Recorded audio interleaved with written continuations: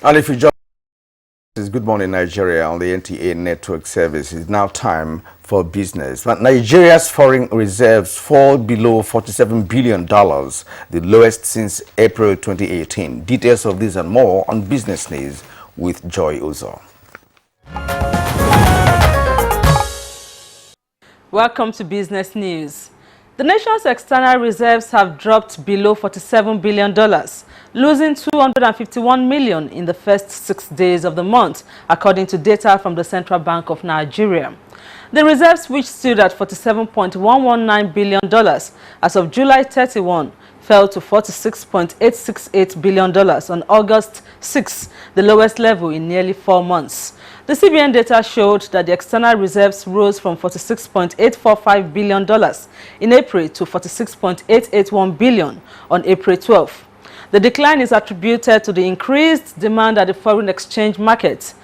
The reserves had hit a high of $47.798 billion on July 5 and had been declining since then. Meanwhile, the nation's manufacturing sector is reputed to be a huge potential that has contributed immensely to the development of the private sector, employing over 60% of the nation's workforce through direct and indirect jobs. Concrete manufacturers in Abuja alone generate about 1.1 million tons of quarry products monthly, which translates to about 1.8 billion naira.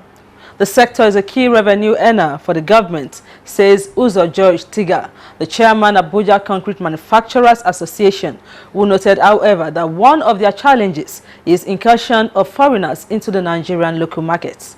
There were deliberately orchestrated plans to astronomically increase the prices of quarry products in Abuja. We condemn this act and we frown at the non-engagement methods of unilaterally deciding without due consultations with stakeholders. Certain steps must be taken by government to protect local investors against harsh and hostile foreign investors. Finally, the equities market for 3 consecutive days closed on a negative note, with the NSE All-Share Index depreciating by 0.09% to close at 36,299.82 basis points. We now bring you a graphic representation of the closing figures.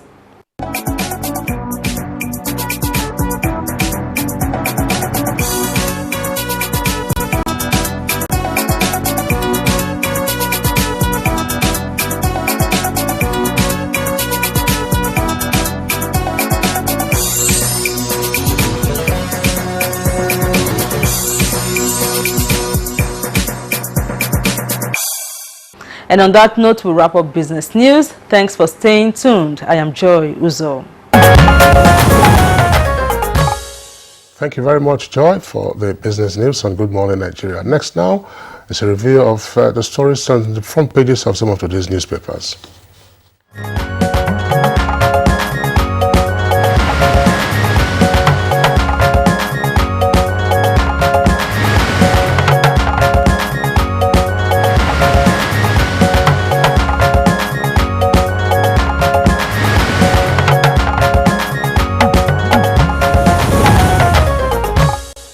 Well, it's now time for us to take a look at the front pages of national dailies for today. And of course, Kinsley, we have mainly political matters on the front of absolutely. Politics is still reigning as lead story, and of course, as second lead and third lead, and minor copies on the front pages of the papers.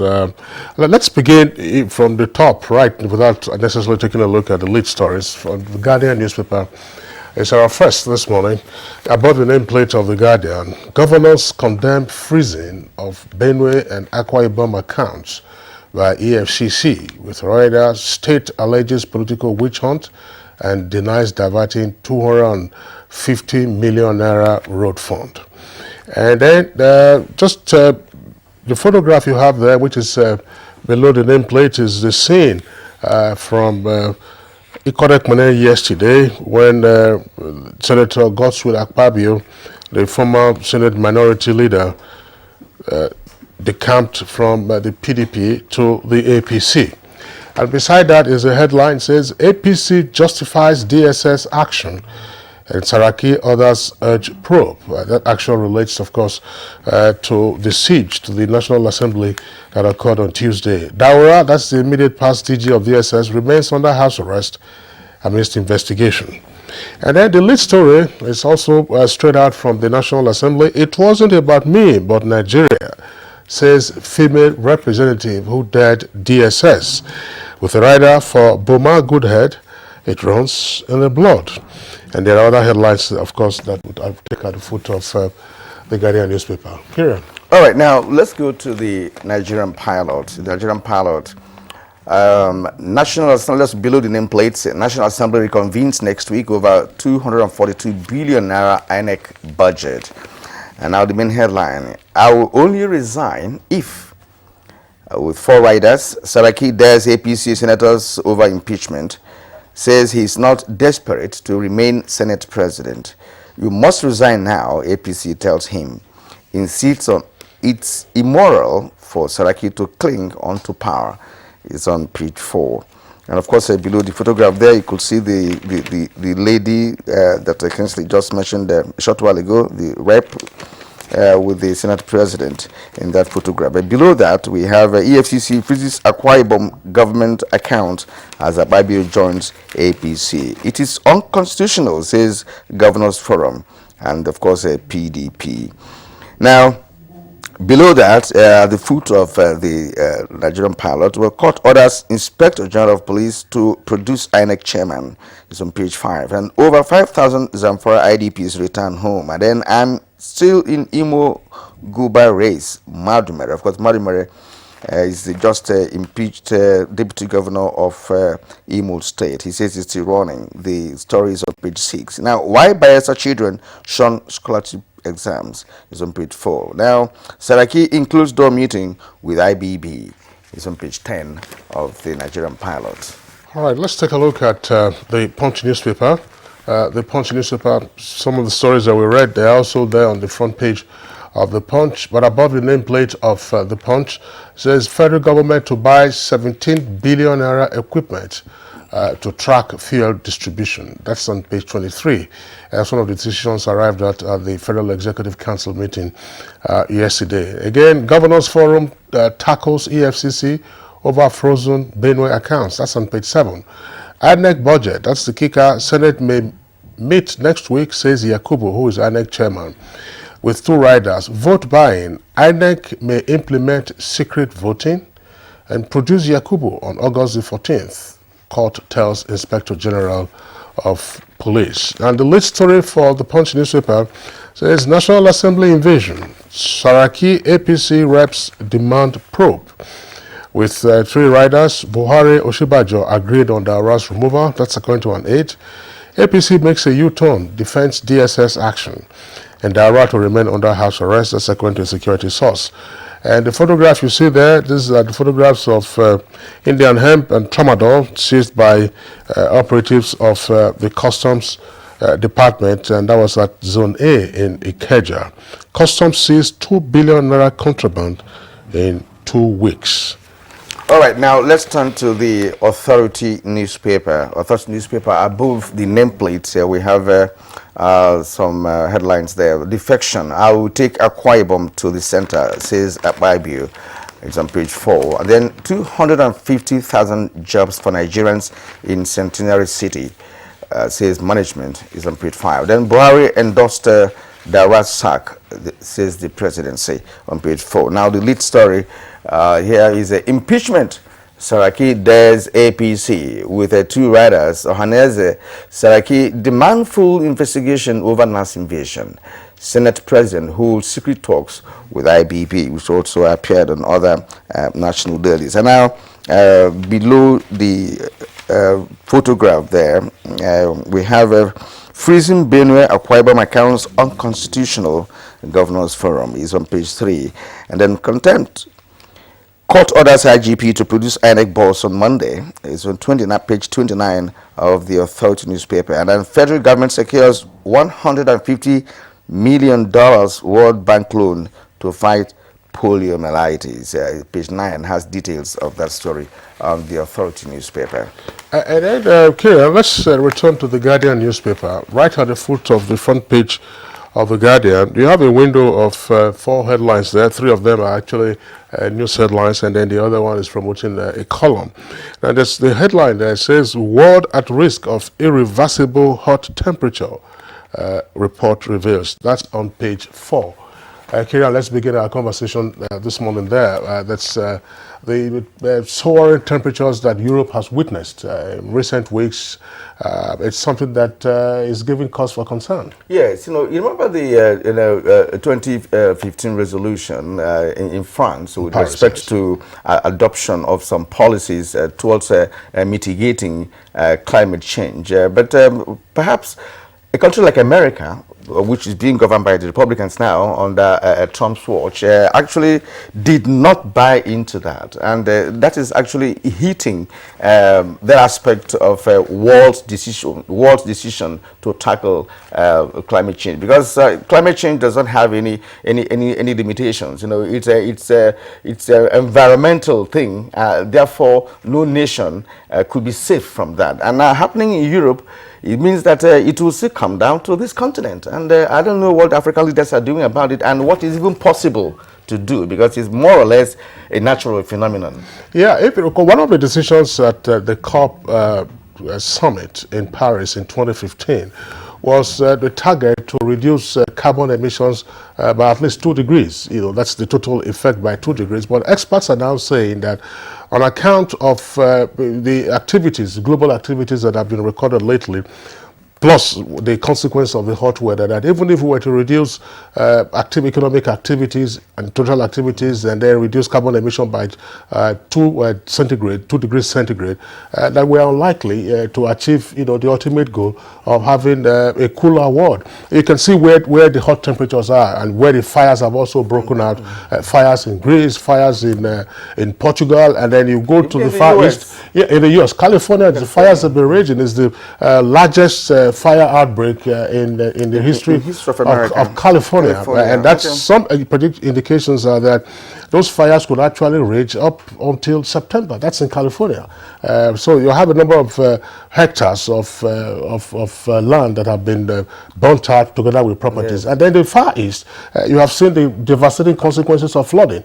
Over 200 persons were killed by flooding in Japan alone this year. And it's also affecting Africa. Of course, Nigeria has had its own fair share of flooding this year. It's not yet over because the rains are still coming. And what really baffles many is the fact that the developed nations who contribute almost 80 or more percent of the emission, should take the first step, because of course many nations rely on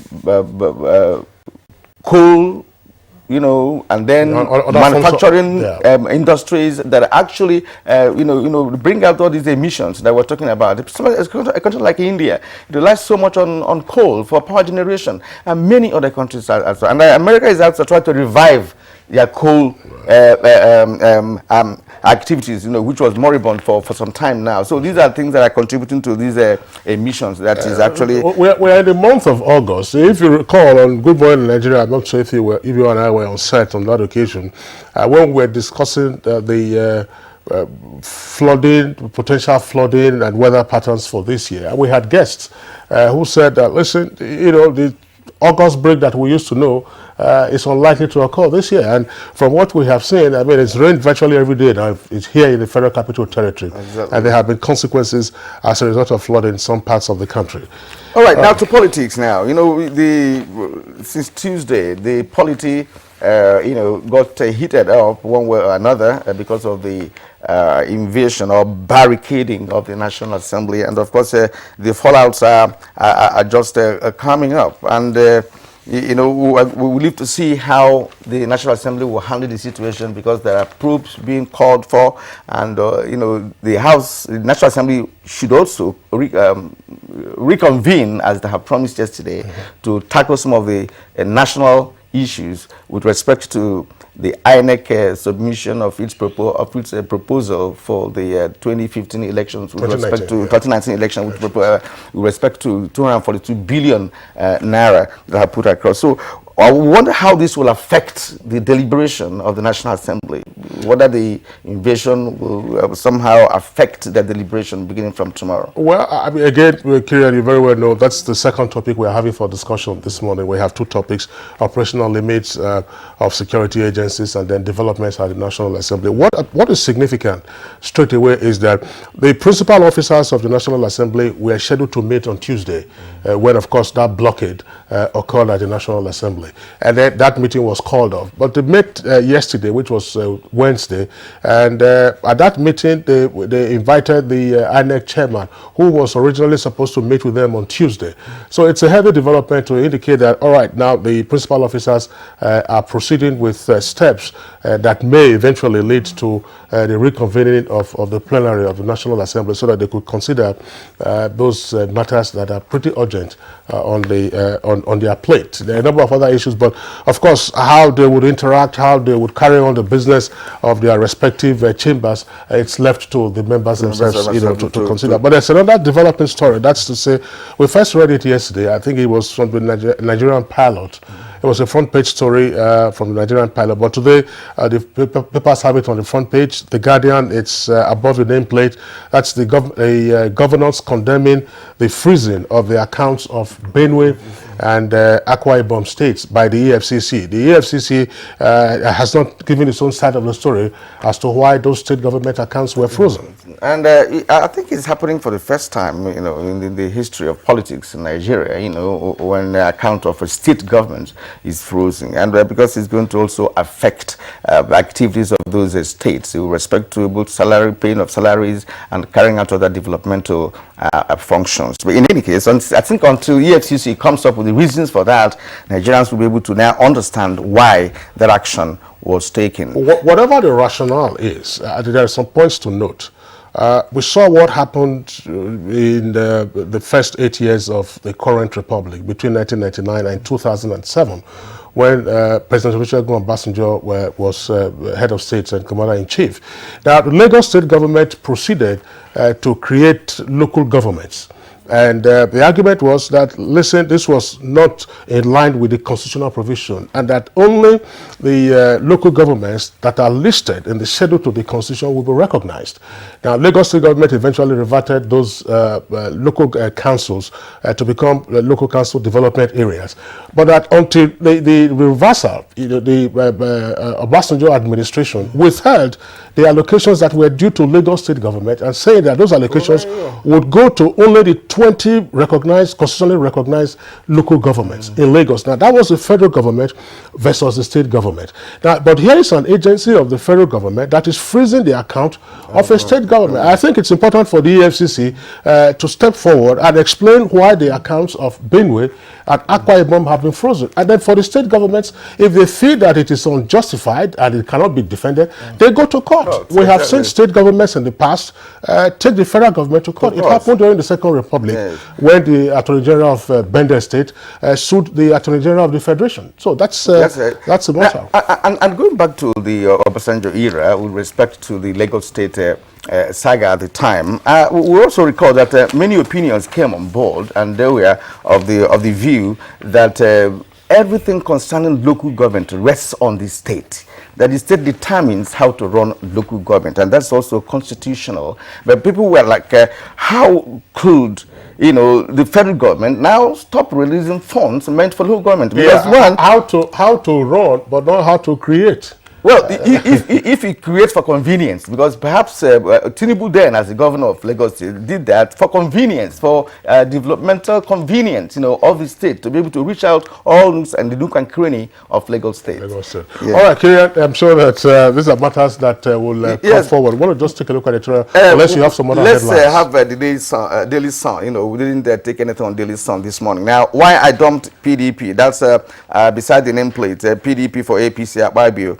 Then two riders, Shomole Tinubu senators, received ex-Akwa Ibom governor into ruling party. Governor Emmanuel sacked two commissioners. That's of Akwa Ibom State. Now, Saraki Dogara speak on National Assembly siege. That's the lead story on the Daily Sun. And of course, we have Daura sacked DSS DG under house arrest. We read that in other dailies. There's 6 Kano lawmakers defect to PDP. Then EFCC freezes a Kwaibom account. We have told you about that. Now to the That's editorial. right. In Kano, what's happening, of course, you know, the deputy governor resigned following threats of impeachment, and we have had a number of resignations from various officers in Kano, from the APC to the PDP.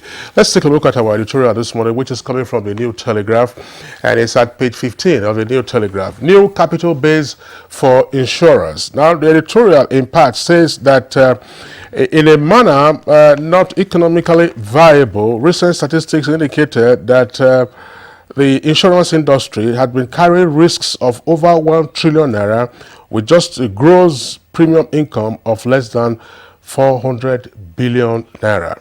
And that in the latest dispensation with regard to a new capital base for insurers, it is said that beginning from January 1st, 2019, the industry will operate under a new tier-based minimum solvency capital consisting of Tier 1, Tier 2, Tier 3. According to the New Telegraph, we believe that, according to them, underwriters will naturally fall into their capital classification and cover risks therein widely and effectively. Kingsley, there's no doubt that the nation's insurance sector needs to be recapitalized, because Nigerians over the years have lost confidence in the insurance companies. You know, most people don't even insure anything anymore because they are not sure of receiving anything in case of accident. So it has been there for over the years. But if they recapitalize at this point, I think it will be a good omen for the development of the country. All right, Kirian, that's much we can take. Let's it for the Audio Super Review session. We'll take a short break now. When we return, we'll get into the discussion of our 2 topics.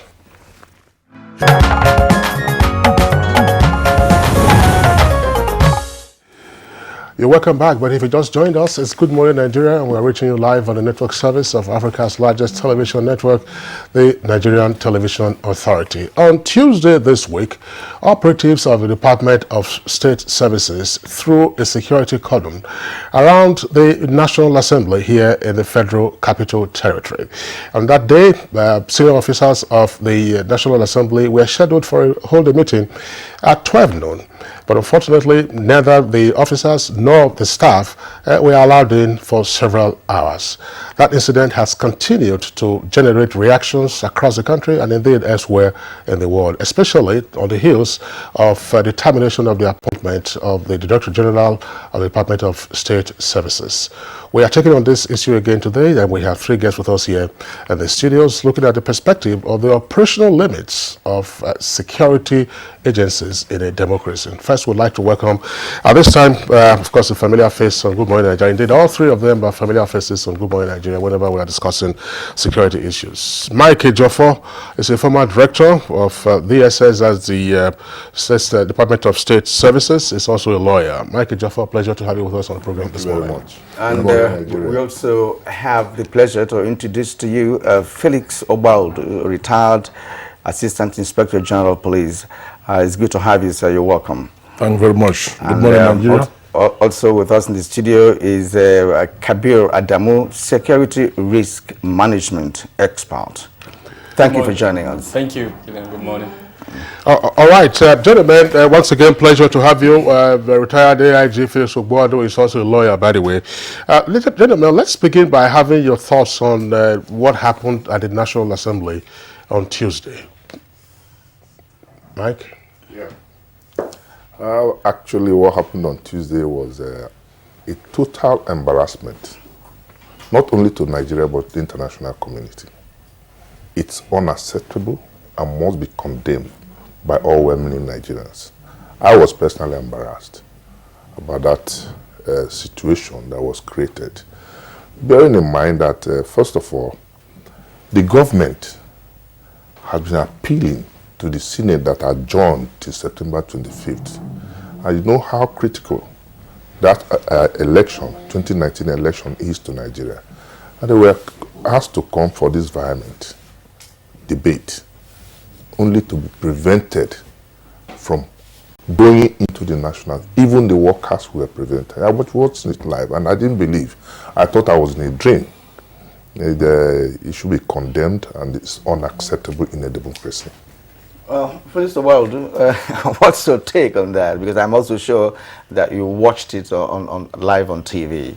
Yes, I did, and I'm in total agreement with what my colleague has said, Mr. Michael Joffer. It was a huge embarrassment. It was anti-democratic.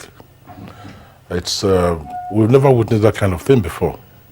I mean, to have seen DSS operatives masked, wielding rifles, and denying staff of the National Assembly access to the offices, and even the National Assembly leaders of the two chambers, two houses, whom the federal government have been pleading with to go to sit and address some of the urgent matters that have been just kept them like that.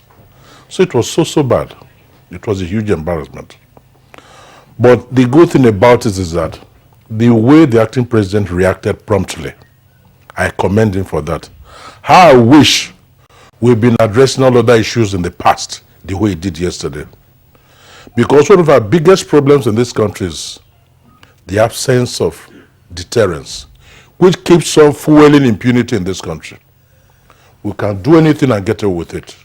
That's one of our biggest problems in this country. I would just like to continue. I just hope with what the acting president has done, this is going to be the end to this kind of conduct. It's not acceptable at all. It's highly condemnable. A huge embarrassment to all of us. Kabir? Yeah, I agree with my two co-panelists. It is an embarrassment. However, I would like to remind us that this is not the first time. In 2014, we witnessed a similar incident, and I thought the parliament then would have constituted an investigative committee to look into the reasons why the incident in 2014 happened, and why the police at that time and then the other security agencies in the National Assembly allowed such an incident to happen. The word mentioned by my co-panelist includes, deterrence. Now, how do you ensure deterrence? If you do an investigation and you find out who is guilty of perhaps abusing a certain section of the law, you take punitive measures against that individual or that organization, as the case may be. So it happened in 2014. Nobody was punished. And then, of course, unfortunately, we're seeing a repetition in 2018. So going forward, I'm hoping that perhaps an investigation will be conducted, and then the individuals as well as the organizations that are responsible would be punished for whatever abuse of the constitution or the laws setting up that particular agency of government was conducted.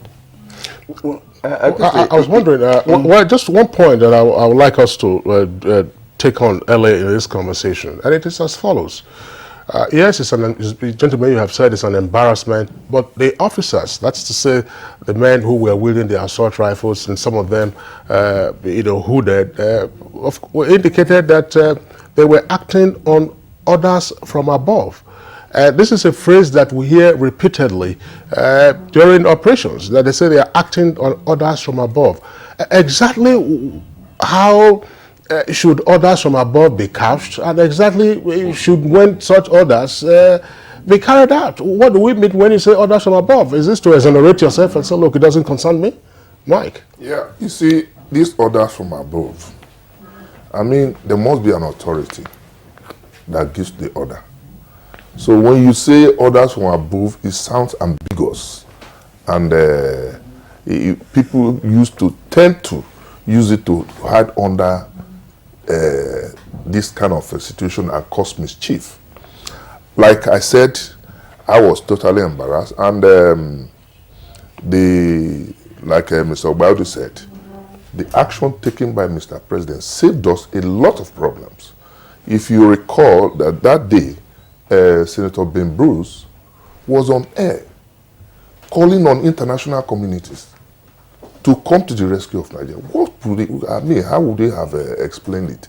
And again, I don't have blames for the operatives who went there, because they were acting on instruction of a high authority, which is the DG SSS.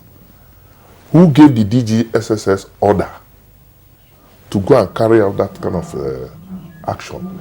is another issue to be investigated, because a lot of issues have come up, a lot of theories have come up that this person gave the order. I don't want to mention names because I'm not sure where the other authority emanated from.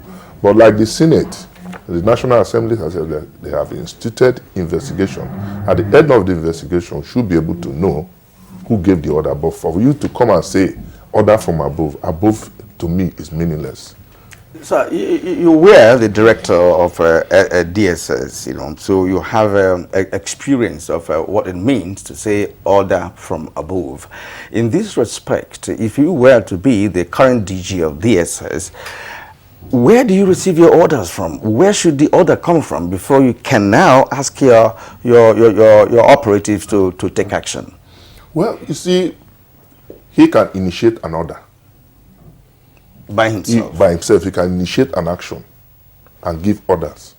You know, when we have what we call intelligence circle, we have 4 stages, direction, and so the direction comes from the DG. Again, it will depend on his discussion with his authority, the president. Such an action that will warrant this type of embarrassment couldn't have been an action initiated by the DG alone. He should have discussed, the authority should have come from the president, who he reports to directly, or a joint meeting of the Security Council met and a decision to that effect. But I believe that if such a meeting had been held, there's no way approval would have been given. And if the acting president was not aware of such an operation, didn't give approval, so where is the order coming from? So he should be in a position to accept responsibility for whatever has happened as the DGSSS, because that's his office. All right, thanks. Retired AIG Obuadu, let's see, it's order from above. Well, like you said, that is an ambiguous expression. But thank God an investigation is going on now, and we do hope that it's going to be an in-depth investigation. We need to put an end to this expression of orders from above. The DGSSS, former DGSS, who's in custody right now being investigated, will tell us where he got his orders from. Because the way the acting president reacted clearly shows that he was not aware of this directive and was not happy with it. I was listening to a newspaper review yesterday morning, and one of the headlines I saw was that the acting president actually conferred with the president, who is in the UK, and he gave his nod to what he did. So maybe it's possible, even the president of the UK did not know. So let this ex-DG tell us where he got that order from. That should be part of the investigation.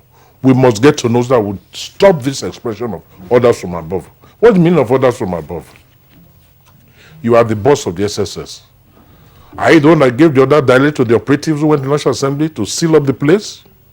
If you are not the one, where did the order come from, the one you passed on to your operatives? Nigerians need to be told that. And I do hope that this will be the very last we hear of that expression, orders from above.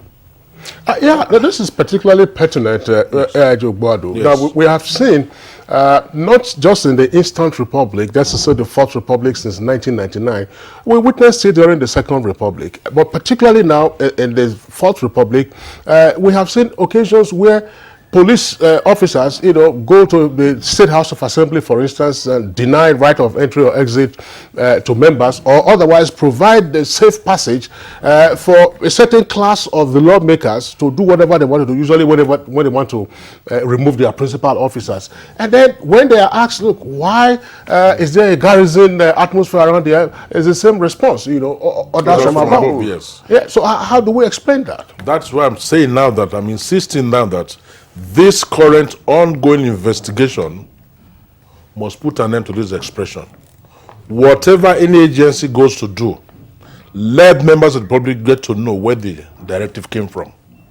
Don't shield anybody. The DGSS, like Mr. Mike said, answers directly to Mr. President. So what's wrong with him saying that, look, it's Mr. President that ordered me to go, to do what I did? If the police did what you're saying now, maybe in Benue State, for instance, I saw that from above, is it the Commissioner of Police that gave you the directive? Or is it the IG who gave the directive from Abuja?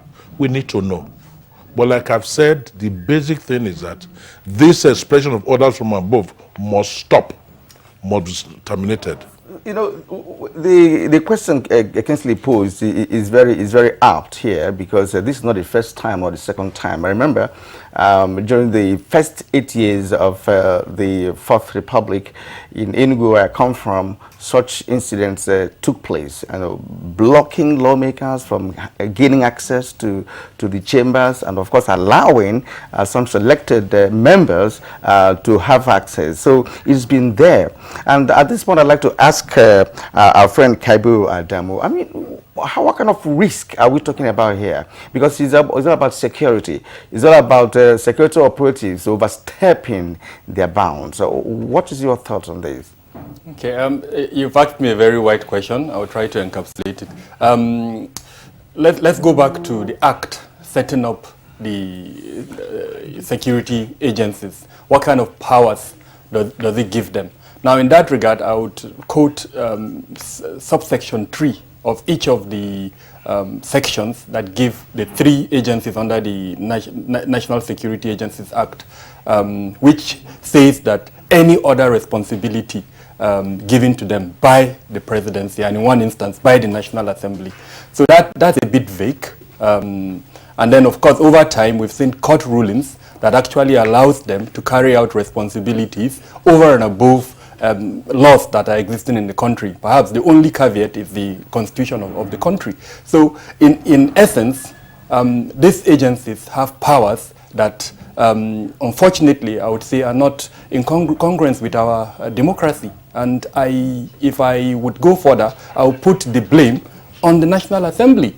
Let's remember that those laws were introduced in 1986 under a military government. And then in 2018, those laws are still existing with sections that speaks clearly of powers that unfortunately are not in line with our democracy. So the question I will ask is how come over these years the National Assembly has not deemed it fit to look closely at those laws and make them more amenable to our democracy? I agree with the points that have been posited here, that the use of that word orders from above should not be, in existence in today's world. However, and I'm sure especially Mike will agree with me, for an operative who is in the field and is approached by anyone who approaches him, the likelihood is that that's the kind of response you will get. But imagine a situation where a congressional committee, in this case a parliamentary committee, is set up, and then the DGSSS is invited and he's asked questions regarding the actions. So here I'm quoting the oversight responsibilities of the National Assembly. He is obliged to explain to them in clear terms the reasons why he carried out certain actions. The question I would put further, especially to the National Assembly, is how come we've not been seeing this type of committees, hearings, especially for the security agencies. In essence, I am saying, and with due respect to the National Assembly, they are victims of their own, unfortunately, inaction. Well, Kabir, thanks. Our principal focus actually has to do with the operational limits of the security agencies. And this is why I would like, again, to put this question, rephrase part of what my colleague Kirian asked earlier.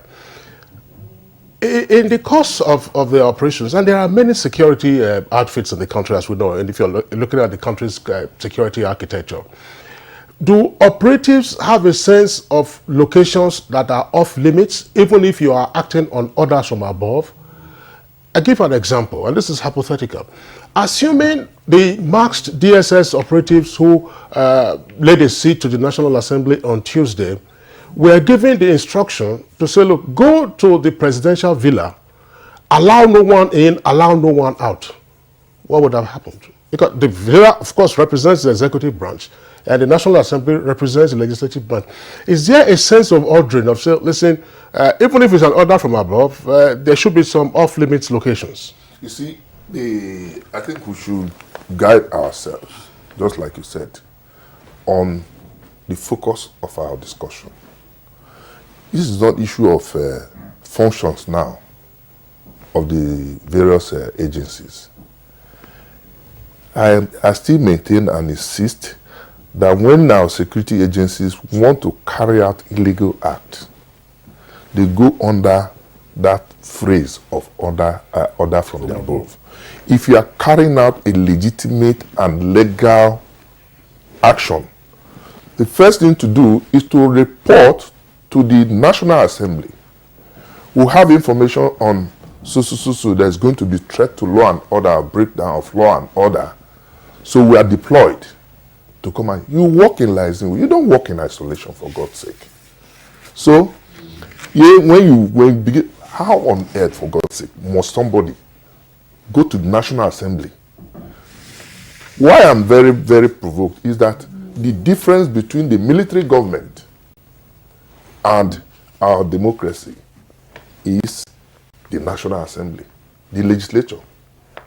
So if you overthrow the legislature, you have overthrown the structure of a particular structure of government. And if you have genuine intention, you liaise with the management of wherever you are going to. These are our plans, this is what we intend to do.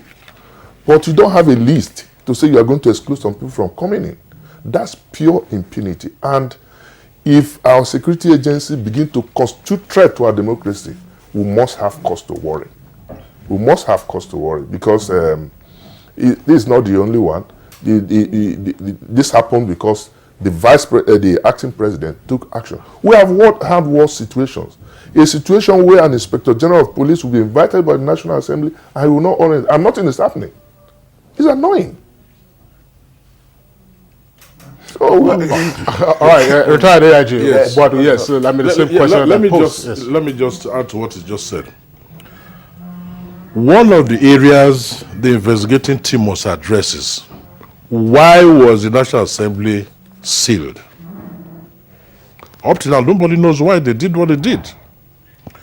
Members of staff who work in the National Assembly were denied access to the National Assembly. The members of the Senate and the House of Reps in committees who had functions to be doing there were also denied access. The leadership of the two chambers that was supposed to have met to discuss the issues that are still pending at the instance of the presidency were also denied access. So why was that action taken? This ongoing investigation must tell us why the DSS did what they did. Up to now, nobody has told us why they did what they did. And that is very key.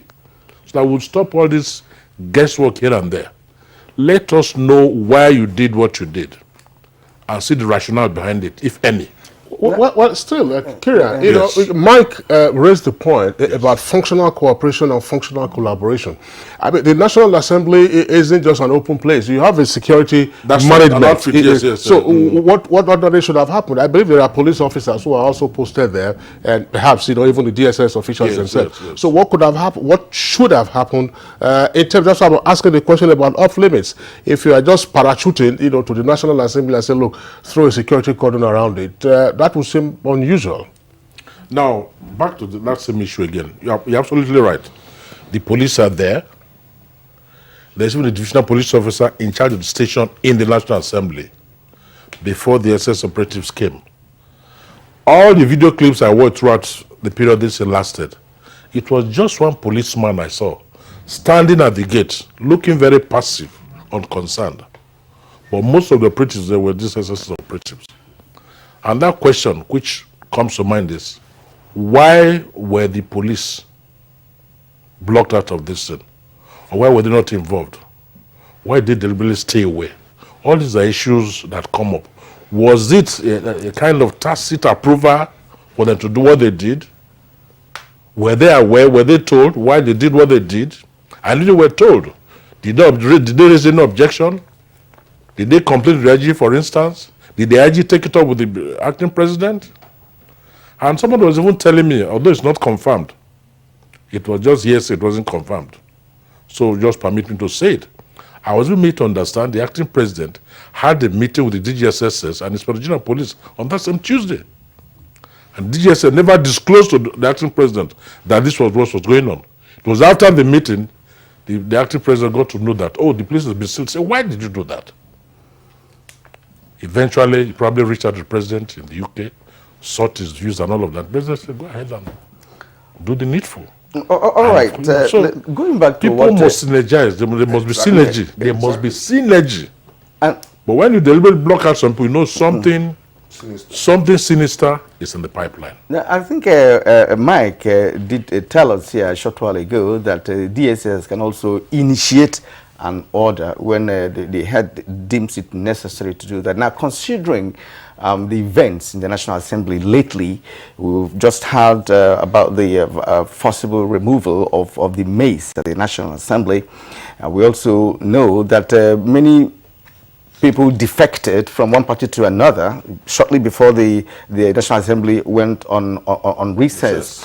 That being the case, could it be that there is some kind of uncertainty envisaged by the director of the DSS to have acted the way he did? Maybe he didn't disclose that as a security officer. He could say, look, let us try and stop or nip in the bud anything that could happen, that these people are returning after the mass defections and all that. Kaibiru, could that be a reason?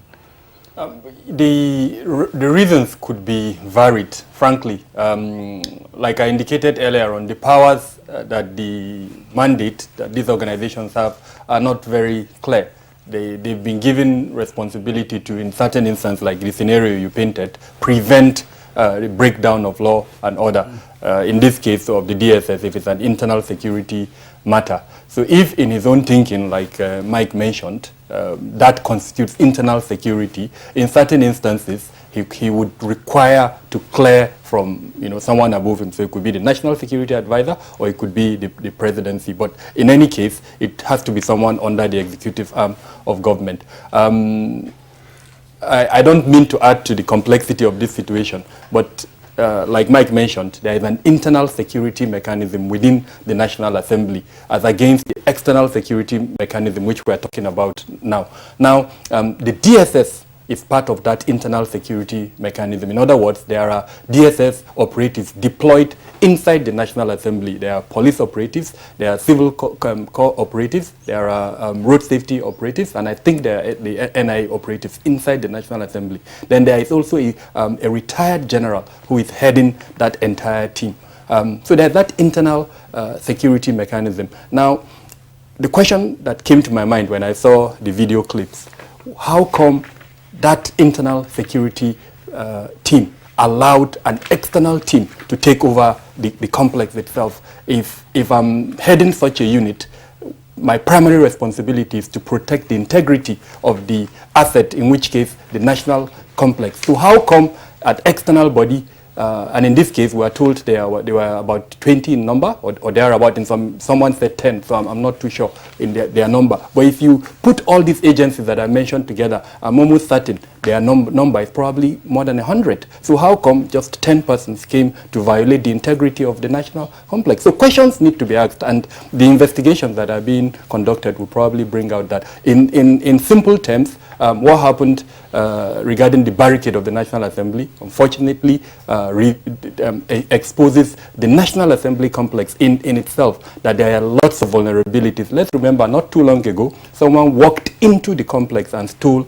a mace. We are told that an investigation was carried out, and then certain actions were taken. Clearly, those actions have not corrected whatever vulnerabilities exist. So from a risk management perspective, there are high risk regarding the security operations of the National Assembly complex. So let me just add something. Okay. You said the point Mike raised, the issue of initiating some kind of orders and all of that. If the DSS is operating all alone, it can initiate an order for them to operate, okay? But when you have a synergy of other security agencies, they must all come together. If the DSS originated that order, you bring it to the table, and all the agencies will look at it, examine it. You will have to make your presentation. Gentlemen, this is what we tend to do, and this is why we think we should do it, because this is the information we have. Then you'll come together. But a situation whereby all the other security agencies were nowhere to be found, and only the operatives of the DSS took over the gates of the National Assembly, is highly questionable. What? Highly questionable. Yeah, Mike, you want to add something? Yeah, to that? Yes. you see, I want to use this forum too to appeal to the heads of our security agencies. There's need for coordination. There's need for synergy. Precisely. I was watching the television on that day. The IG was interviewed. Said, my people are not involved. We are not involved. Yes. He exonerated himself immediately. But has he not done worse things before? So there's need for synergy. What is happening now, the issue of interagency rivalry is rearing its head again. The NSA is not working with the DG, SSS. The police is on its own. I mean, we cannot deliver under this environment. It's quite unfortunate. And the earlier the president takes decisive action to re-engineer the security architecture, the better for us. Because we are going into election. If we go into election as we are now, we are going to have a lot of problems. Well, in terms of cooperation, by the way, Mike, we have no proof to show that these agencies is just itemized, are not talking to one another or cooperating with one another. But let's just put it hypothetically that, look, there's a challenge of interagency cooperation. We're looking at what occurred at the National Assembly only on Tuesday. Yeah. But there have been instances in the past where operatives from Abuja parachute into a state and they are carrying out an operation. Again, they garrison the entire environment. They operate without recourse to the municipal security operatives, and then they get away. How should that be handled? Because we had seen it. I'll give you an example. I think it was in 2004, 2005, late 2004, 2005, when PDP was having its own internal squabbles. Yeah. And one of the factions in Edo State wanted to open a new secretariat on Urubi Street. So what they did was to get military personnel, to block off, and that's a major, it's an arterial road. In fact, it's actually Nigeria's highway A121. It takes you right to Lagos. Yeah. They garrison it off, and then they open their secretariat, the usual show of force, and so on and so forth. And those who were in the state said, look, we didn't know of this, they came from Abuja. How do you deal with such situations? Yeah, let me throw light on that. When I say that the SSS can initiate operation on its own, those are covert operations. They are covert operations, not overt operations with the National Assembly. That's the point I'm making. If I have an information now that somebody has arms in his house or is planning to overthrow government, I don't need, the SSL does not need to begin to say, let us go and see what we do. You can initiate the operation, execute such a warrant, and recover whatever you want to. But when it comes to issue of national security, like you're talking of Boko Haram, they should come together, work out strategies, modalities on how to tackle these issues. That's the point I'm making. So when you initiate, you cannot on your own initiate action to go and seal the National Assembly.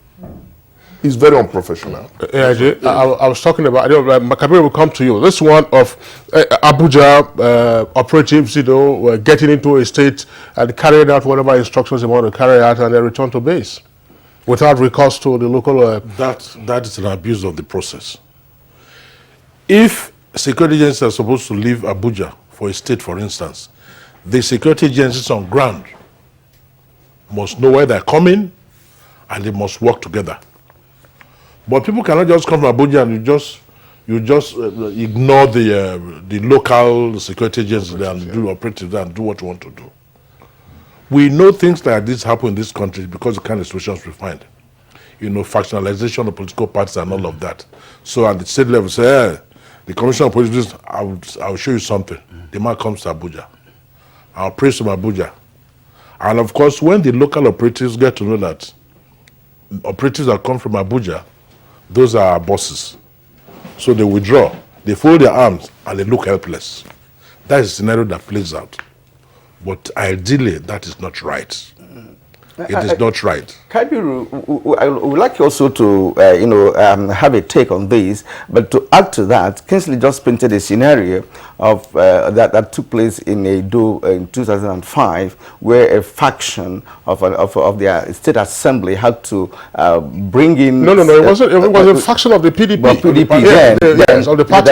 Yes, that were brought in security operatives from Abuja and functioned effectively at the street he mentioned and got away with it. Now, are we not also considering the fact that politicians also play roles in connection with the invitation of police or other security agencies to achieve their personal interest or collective interest? Yeah, you're right. In intelligence, we use the term paymaster. Of course, and he who pays the piper dictates the tune. So in certain instances, we see the kind of scenario you painted. Very recently, in Ekiti State, during the campaign of now the elected governor, we saw when a police officer was brought in from Lagos, and then there was a negligent or accidental discharge of his weapon. So clearly, there are issues within the deployment mechanism of all the security agencies that allows that kind of abuse. I mentioned earlier on in my discussion that for us to critically analyze this issue in terms of the operational limits of this organization, we need to look at the laws that set them up. I personally believe that the issue or the challenge is in those laws. The laws are quite vague. They were set up during the military era.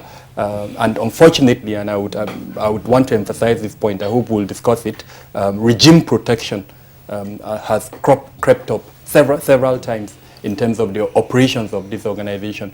The leadership of the three organizations under the National Security Agencies Act realize quite quickly, once they are appointed, that the major way for them to remain in office is to express their loyalty, sometimes beyond the limit of what the laws or the mandate they have, to the president, quote and unquote, or the presidency as the case may be. And that is why we see instances where they carry out certain actions that unfortunately is against the mandate that they have. So to answer your question, politicians definitely are aware of these loopholes within the laws, and then they use money and other influences, including appointments, to get what they want from these agencies. That's right. The point you just made there, Kabir, with regard to regime protection, of course, that was usually uppermost during the military regime. Regime protection and then regime projection. But in a democracy, what should be the proper relationship between the security agencies and political authority, considering the likelihood of abuse of powers and misuse of the security agencies? A.I.J. Ward will come to you on then the mic. I think if you will permit me, let me give a personal experience I had when I was in service. An advice to people who find narrated experiences is that every security operative should know what the law says in every situation, in any given situation. Let me go back to my personal experience. I was commissioner of police in one of the states. And the Inspector General of Police at the time called me to say that I should go to execute a search warrant. I should go and raid the government house. That they had information that the incumbent governor, sitting governor, had stockpiled firearms in the government house. And I told my boss at the time, "Sister, with due respect, this man is a sitting governor, he enjoys immunity, we cannot go and raid that place." And he told me to shut up. That my boss is a lawyer too. He said, are you senior to me at the bar? And I told him, "Sir, what I'm saying has nothing to do with one's age at the bar. I'm only telling you what the law says." He says, "He had told me I must go and do it." I didn't go. I sent for all my sectional heads. They came and I told them. They were all shouting, screaming. "What kind of trouble is this?" I told them not to bother. I'm the one wearing the shoe. I already commissioner at the time. I said, if I had to retire, let me go at this point. He called later and asked me how far I had gone. I said I was still mobilizing men. But I had not stepped out of my office because I knew what he was telling me to do was illegal. And I said I had made a mind that I will never do something that is illegal. Because at the end of the day, they will say, you are supposed to be a lawyer. They won't tell you you're a lawyer. They are supposed to be a lawyer. It means you are supposed to have known. You ought to know. So I didn't do anything. I told I would mobilize. Say, yes, I know you're not talking. You're not mobilized. Say, yes, I will mobilize. Good. What are you doing that time? I kept quiet. After about 45 minutes, I know what he told me at the time. He said it was the president who called him from the UK to say that we should do what he was telling me to do. But the third time he called me, he said, Felix, where are you? I said, I mobilized the men and personally did the operation. I was in my office, so I never slept at anywhere. I was sitting in my office, and I was surrounded the government house. We're about entering. I'm leading up. He said, no. Mr. President just called out to say we should stay action on that. On that. And I told my officers, hey, the Muslims were praying, the Christians were praying, and they were looking at me. Sir, what kind of man, what kind of person are you? I was just smiling. So you can imagine, if I had done that thing, you would have been telling the whole world that Felix Ogbaru is a lawyer. He ought to have known that this is a sitting governor. Yes, he's supposed to know. He's supposed to be a lawyer. He's supposed to know the law. And look at what he did. And in that same state where I was served, the person I took over from got a similar instruction. And he had the guts to tell the big boss, sir, can you put down in writing? He threw him out because he foresaw what could happen if he was just acting on verbal instructions. So my advice to operatives, make sure you do what the law says. Exactly. Forget about compromise, money and all of that. If you do what the law says, you'll be at peace with your conscience and with your God. Honestly, all of these things will stop. We should have the courage to take the gospel truth, the truth. Sir, what I tell me to do is wrong. I cannot do it. The worst that will happen is retire him and he goes. But don't be scared of that kind of situation, because at the end of the day, God will make a way for you. But don't be scared. We must do the right thing. We cannot continue the way we're going on now. But like we've said it before here and in other places, politicians are part of this problem.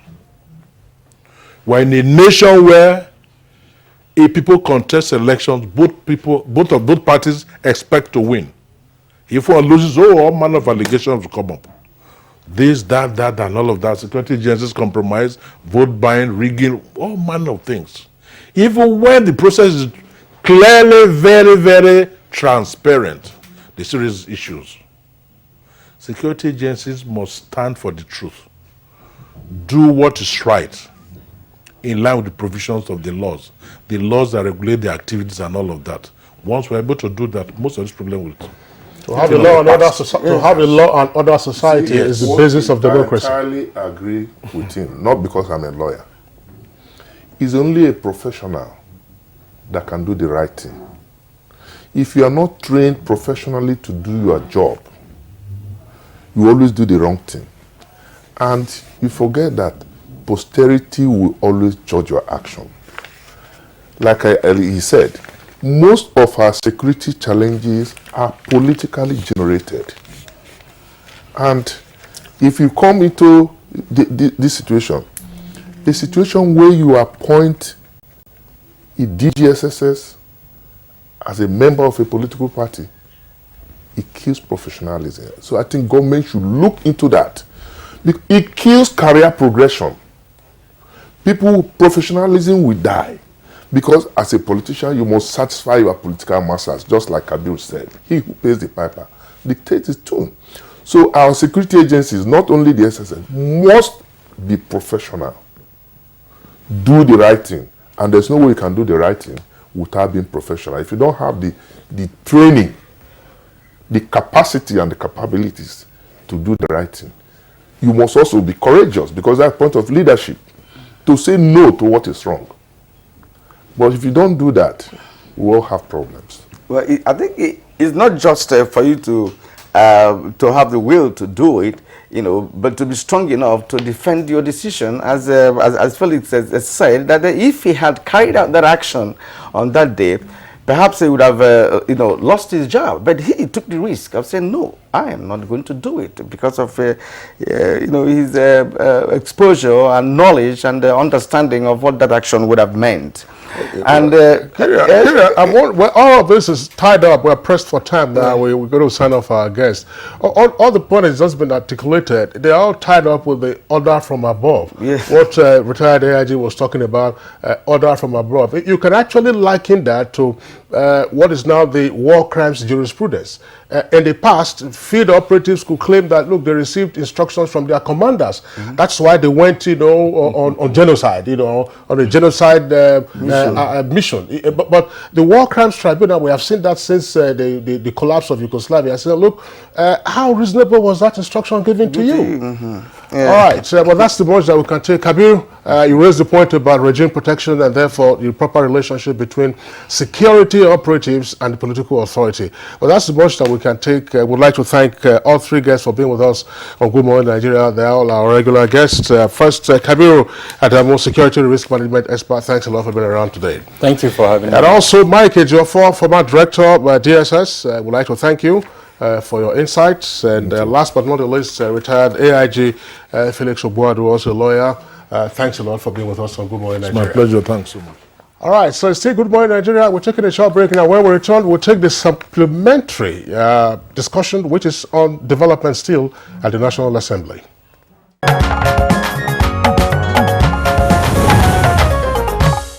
We thank you for staying with us. Now to the second leg of our discussion this morning, a revisit of developments in the National Assembly.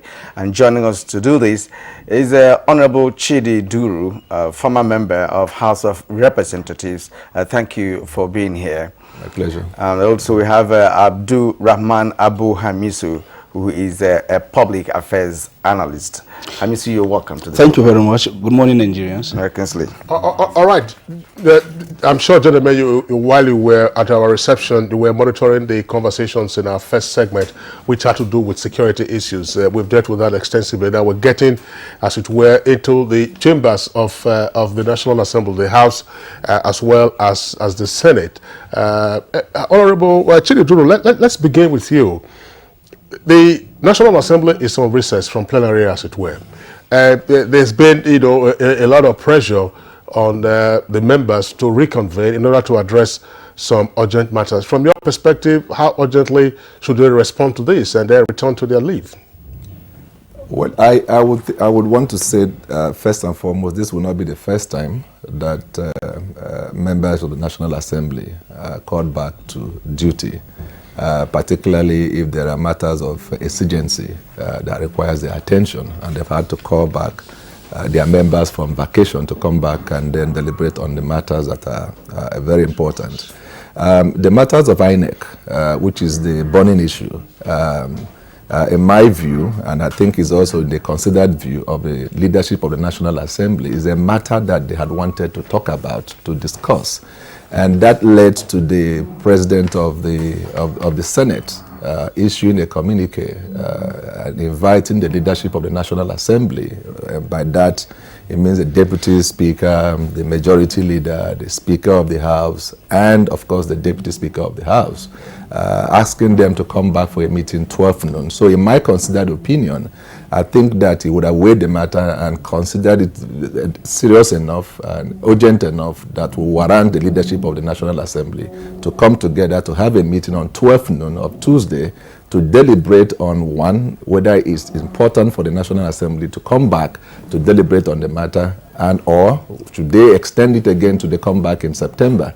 So that should be something that the leadership will take a decision. And it's only when the leadership of the National Assembly take that decision that they can now convoke the National Assembly and they call back the members to come back from recess to deliberate on the matter. But until that decision is taken, I wouldn't say whether it is that urgent or not. But matters of national election, INEC, I would think that is a matter that would require the leadership to reconvene the House for the purpose of deliberating on that matter. Now, Abdurrahman, what's your take on the fact that the members have been recalled from recess to address the burning national issue, which has to do with the INEC's budget for the 2015 election? Well, as my colleague rightly pointed out, the essence of the National Assembly is to assist government in terms of appropriation in terms of asking the right questions at the right times, in terms of how money is budgeted, are spent, and additionally making laws. This places the National Assembly at the heart of governance anywhere in the world.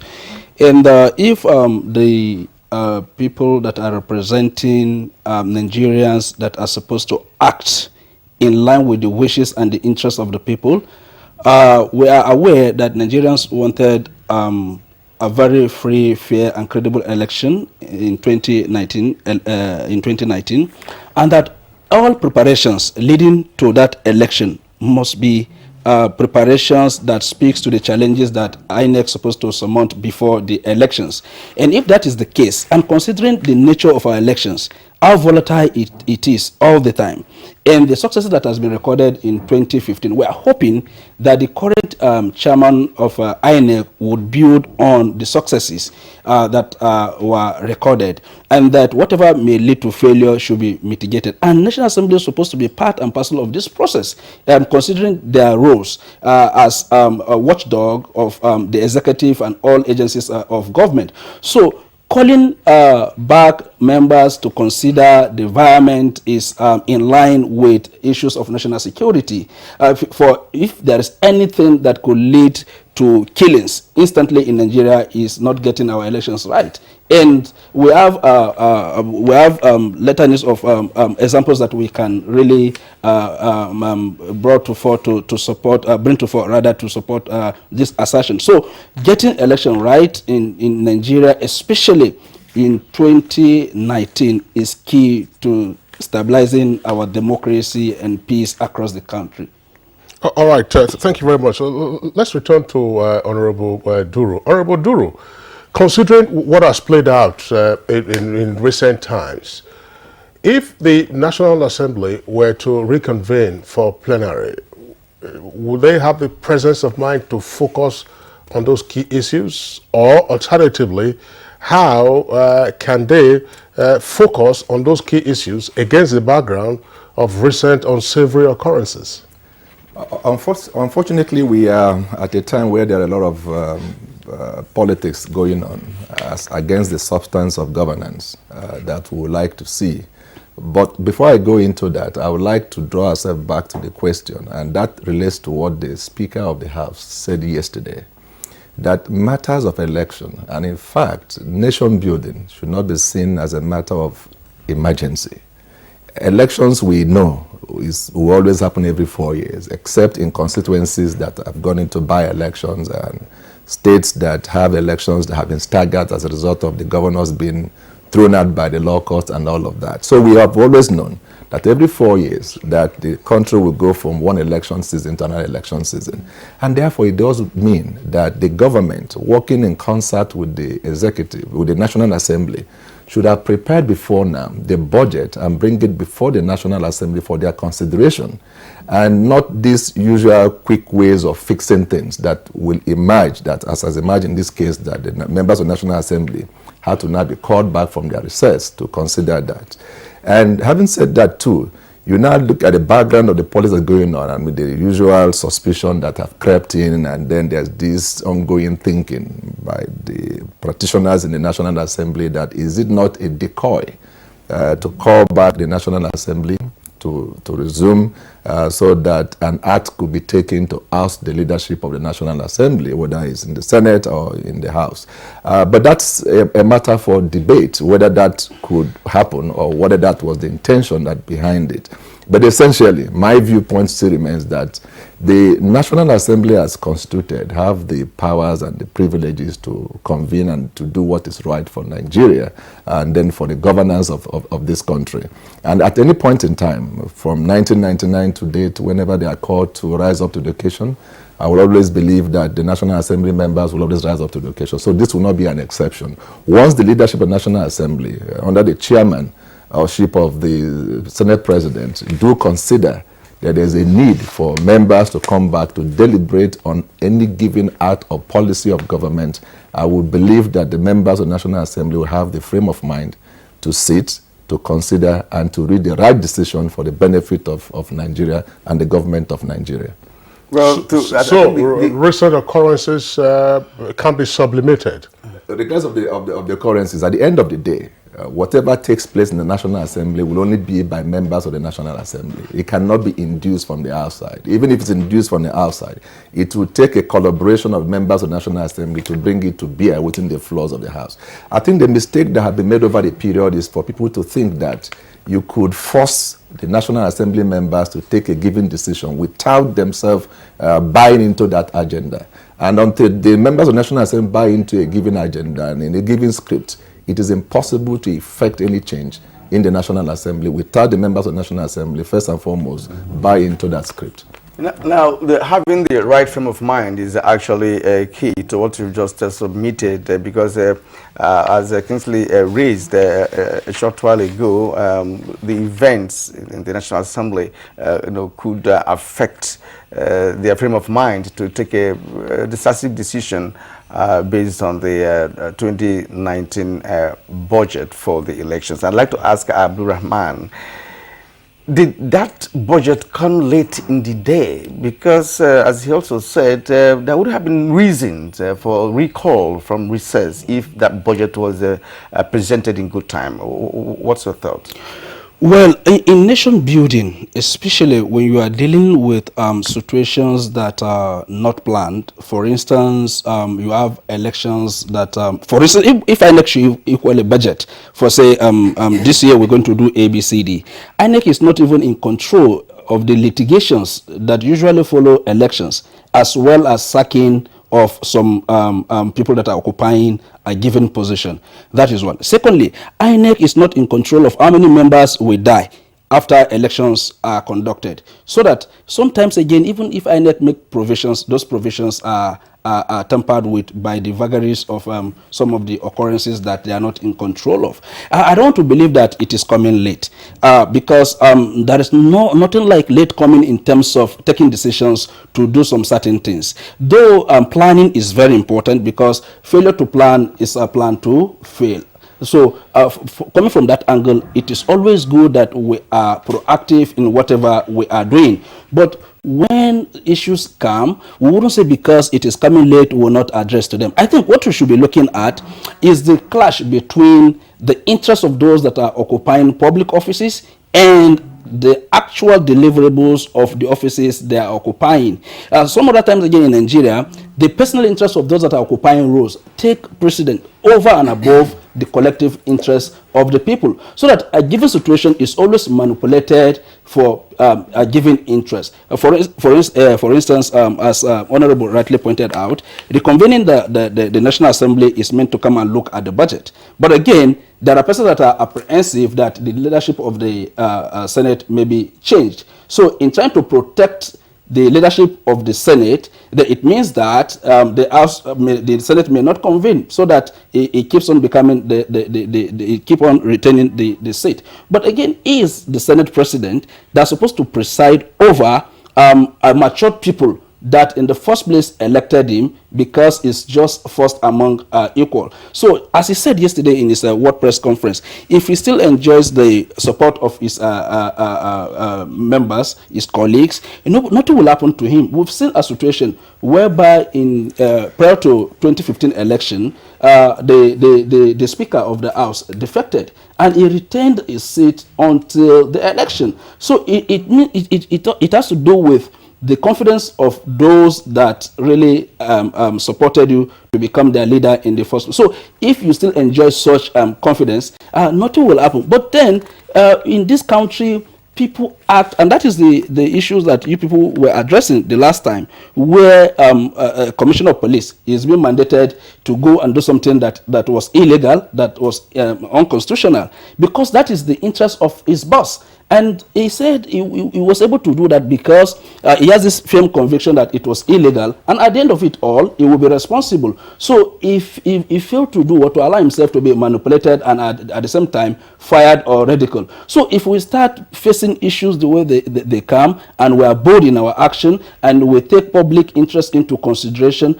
I think we'll be better for it. So that even if you lose anything in the long run, you know that you did it for the nation. So these are the things that our public office holders supposed to start thinking about, rather than holding the nation ransom. And that is what is happening across the board, not limited to the National Assembly. All right, Hamish, thanks a lot. But by the way, let me just inform our viewers that unfortunately we haven't been able to take your tweets this morning, even though you have the Twitter handle on our screen as always. That's the bottom left-hand corner at NTA GMN.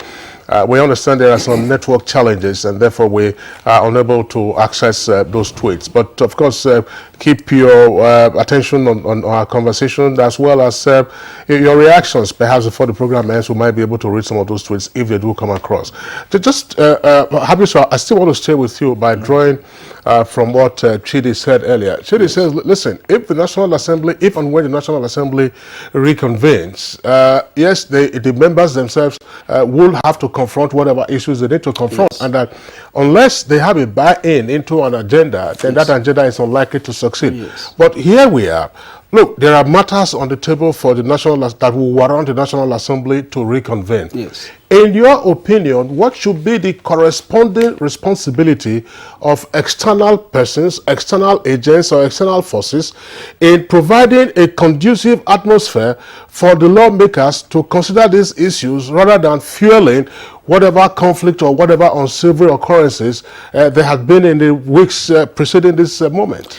You see, anywhere in the world, why democracy is preferred is because it is a method of negotiation between two matured persons, so that nobody will come to blowing each other or exchanging blows or injuring one another. So it's all about horse trading. It's about talking to people's conscience. It's about even buying consciences, if you like. That is why sometimes you hear of Ghana must go, you hear of inducement. But that's illegal. Yeah, it's illegal. It's illegal, but it is done. It is done in political cycles. It's illegal. So, and that is why I said it's about negotiation between two matured persons. It's about appealing to people's conscience. It's equally about buying consciences. Some other times it is done. It's illegal. You may define it illegal, but in politics, the end justifies the means, and that is the kind of politics we are still playing in this country. And that is why I added that dimension to it, so that we get it in all its ramifications. About influencing. Yes. So whether we call it influencing consciences, but we are aware. I know of Father Ojekamino Efeture, his book Ghana Must Go Republic, and he documented how Ghana Must Go was used between a certain period in Nigeria to get leadership of the National Assembly to change leadership of the National Assembly. So it's documented. It's not as if somebody is inventing anything new. Now, coming to what he has said, what we would love to see is the neutrality of security agencies, so that nobody is given undue advantage over the other group. Now, if the issue is to discuss budget, and there is a fear that, okay, the leadership of the National Assembly may be changed. The leadership of the National Assembly has its own support base, and those that are canvassing for the change equally have their own numbers. So it's a question of who has the highest number. But what we would want to see is a situation whereby the security agencies are used to disadvantage a group and then empower another group to do something that is illegal or to achieve a sinister motive. So whether we like it or not, in the long run, the House must convene, that is the National Assembly must convene, and whether we like it or not, these problems will still subsist.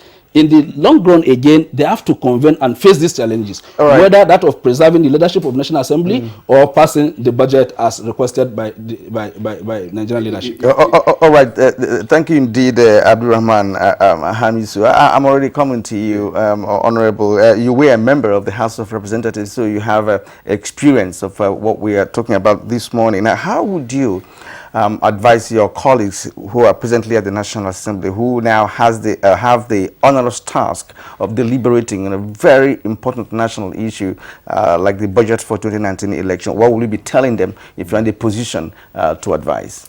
Before I go into that, I think it's important that we elevate the discourse and x-ray what is at the back of what is currently going on in the National Assembly and in the country today. I think it's the general lack of fidelity in the political process and the impunity that we've allowed to take place currently in the management of our public affairs. If you look at the Legislative Powers and Privileges Act, it is quite clear that the National Assembly is a sovereign, different and distinct from the other two arms of government. Not the judiciary can even interfere in the way and manner the National Assembly conduct its affairs within the principles of the National Assembly. And on the same hand, even the executive can also not interfere in the way and manner the National Assembly also conduct its affairs. And if you go into the National Assembly, it is very clear that they are a lord unto themselves.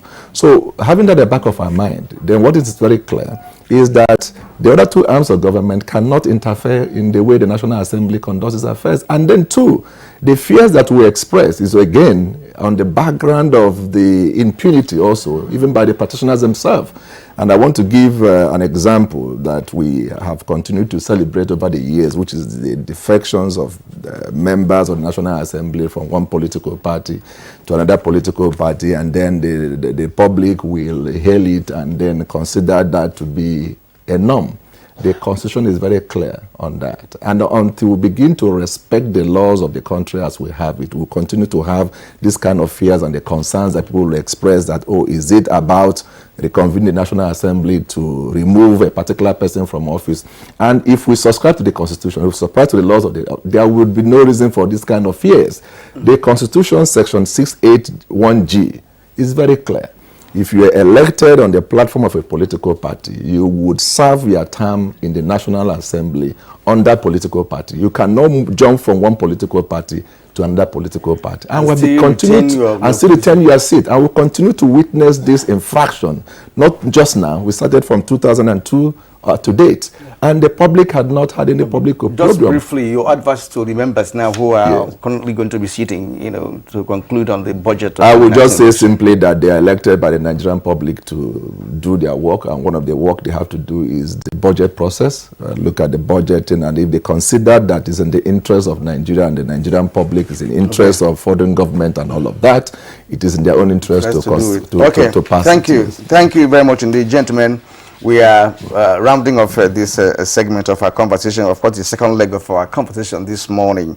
And Honorable Chidi Duru, former member of House of Representatives, it's been nice having you on our show this morning. Thank you, ma'am. And Abdulrahman Abu Hamisu, a public affairs analyst, is also a teacher and a researcher. It's been great talking to you this morning. Thank you very much. All right, now, Coach Emmanuel Amuneke appoints new goalkeepers trainer, and in tennis, Jelena Ostapenko, I know Kisly will call that name better because if he follows lawn tennis, he exits at the Rogers Cup. Our sports desk will actually bring more on that. In Nigeria for today, thank you for your time, and let's do this again tomorrow morning at 7 o'clock. My name is Kirian. You might have a great day. Kingsley Osadolo speaking here. Thanks a lot for being with us. Enjoy the rest of your day.